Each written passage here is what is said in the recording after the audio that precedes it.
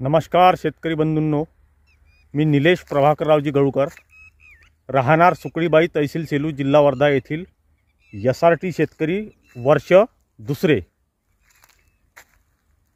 ही मक्याची लागवड SRT bed या पद्धतीवर केली आहे। हे SRT बेडवर आता हे चौथं पीक आहे।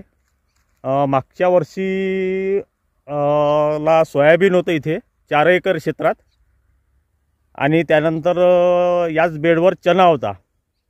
त्यानंतर अर्धा चना टाकला। यावर्षी सोयाबीन होतं तिसरं पीक, त्यानंतर हे चौथं पीक आता चना आहे, आणि हे तिसरं पीक पराठी होती, आणि हे चौथं पीक आता मका लागवड केली आहे। यात मला मार्गदर्शन SRT यामुळे भेटलेलं आहे। याच्यात आदरणीय SRTचे गुरु भडसावळे दादा आणि पुंड साहेब, वैद्य साहेब, आपले मोरे साहेब आणि समस्त SRT टीम आपली यांच्याकडून भरपूर मार्गदर्शन भेटलं। आणि पोदरे साहेब, आपले गेडाम साहेब यांच्याकडून खूप सुंदर असं मार्गदर्शन मिळालं मला, आणि खूप सुंदर मक्याची लागवड झाली आहे। ह्या मक्का मी 13/1/2025 ला टोकन केली होती, टोकन यंत्राने। या प्रकारे आता मक्का निघाला आहे। 8 इंच झाड टू झाड आहे, अंतर 8 इंच, आणि लाईन टू लाईन अंतर आहे। याच्यात मी 5 फुटाचे बेड होते माझे, तर हे 2.5 फूट अंतर येईल दोन्ही लाईनमधलं। सुंदर असं तंत्र आहे हे SRT तंत्र। हे तंत्र मी तर म्हणतो शेतकऱ्यांनी अवलंबून करावे, कारण की यात खूप आपला पैसा वाचते। आता हे माझं चौथं पीक आहे। आता माझे 3 पिकाचे समजून जा पैसे वाहीचे वाचले आहे। नागरटी, रोटावेटर, कल्टिवेटर, बैलाची वाही।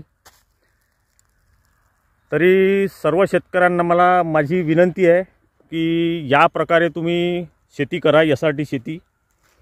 कारण की आपले गुरुवर्य आदरणीय भडसावळे दादा यांनी हे जे तंत्र काढलं आहे SRT तंत्र, हे खूप सुंदर तंत्र आहे, आणि त्यात सहकार्य सर्व SRT टीमचे आहे। तरी सर्व शेतकऱ्यांनी आवर्जून हे SRT करावं। आणि हे जे हे मी सेडर मशीनने पूर्ण बारीक केलं होतं पराठी, आणि सेडर मशीनने बारीक करून हे धुडं तसेच राहिले आहे।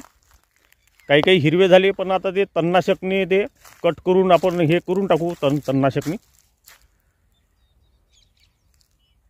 आणि हा चना पण SRT बेडवरच आहे। मागच्या वर्षी पण इथे चना होता, पूर्ण होता। यावर्षी अर्धा आहे। यावर्षी मी सोयाबीन लागवड केली होती इथे। खूप सुंदर असं सोयाबीन झालं मला इथे।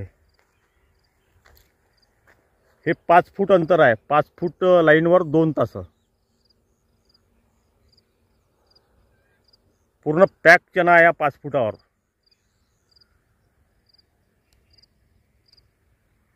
खूप सुंदर तंत्र आहे हे, सर्वांनी आवर्जून करा, आणि सोपी तंत्र आहे हे।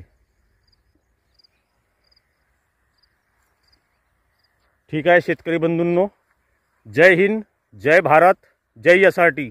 SRT जिंदाबाद। नमस्कार।